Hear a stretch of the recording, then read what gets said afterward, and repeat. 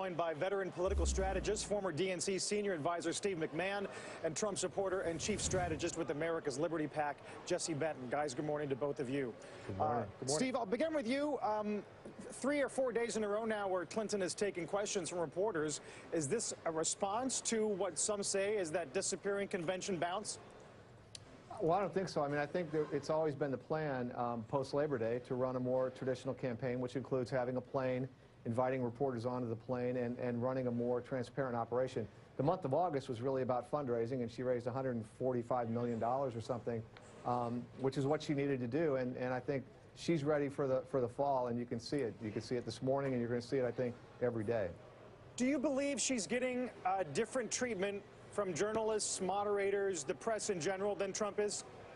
Well, I mean, I think she's getting different treatment. So Trump, for instance, gets a complete pass on his tax returns, and the fact that a lot of people say he didn't pay any taxes, to use a Donald Trump kind of a reference. She certainly has gotten a lot of questions about her emails and about the Clinton Foundation, whereas Donald Trump hasn't gotten nearly as many questions about his ties to Chinese banks and the Russian government. But I do think Donald Trump has gotten a fair amount of scrutiny for all the ridiculous and stupid and inane things that he said, which only continue. So if you're a reporter covering Donald Trump, you really have to pick your shot because there's so many things to criticize him for. And I guess the business stuff and the failure to pay taxes is just something that's fallen by the wayside. But I think Hillary Clinton will pick up on that.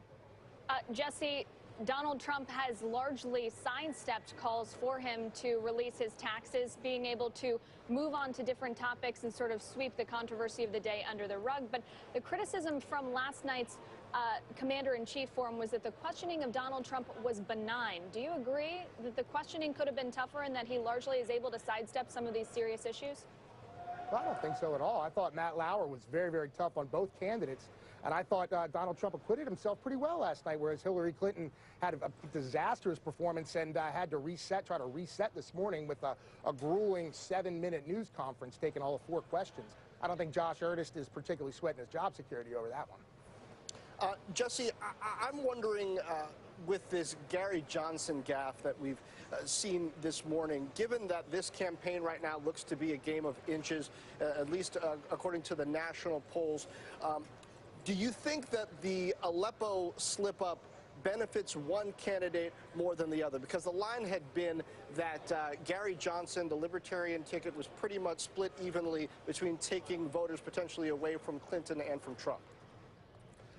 I think that Gary Johnson, if he was running an ideal campaign, would go after the non-interventionist coalition of the Republican Party, and he would have to show a little bit more zip on foreign policy. He's just not particularly learned or informed on foreign policy, and it's been kind of all over the place. So I think this actually helps Trump, and I think as Trump is really locking down the non-interventionist wing of the Republican Party and the vast majority of Americans that are just sick and tired of all these foreign wars and getting involved in every single nation's business.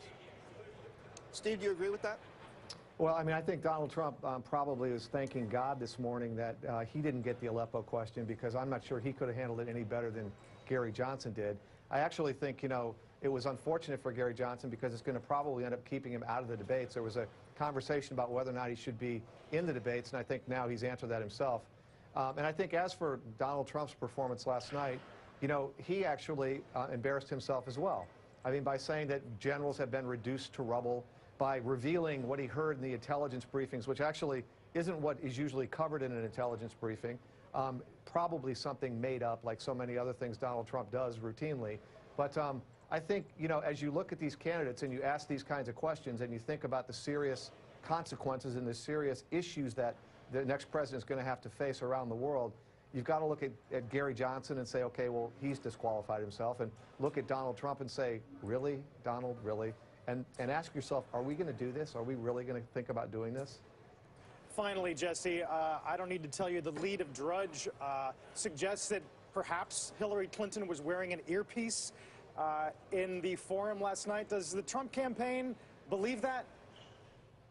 Well, I don't know what the Trump campaign believes or doesn't, but I don't buy any of these conspiracy theories, and I don't think it's really relevant. At the end of the day, Hillary Clinton is all she can try to sell is Donald Trump is bad. She's part of the old failed regime that Americans are sick and tired of, and Donald Trump is selling new, ideas that are going to try to move us forward and try to get our country back on track.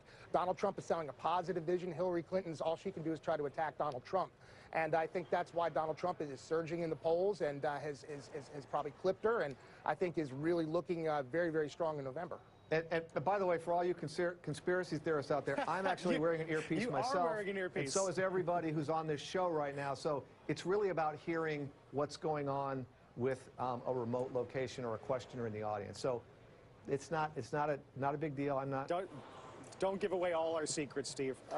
Good to see both of you guys, Jesse Benton and Steve McMahon. Thanks so much. Thank you.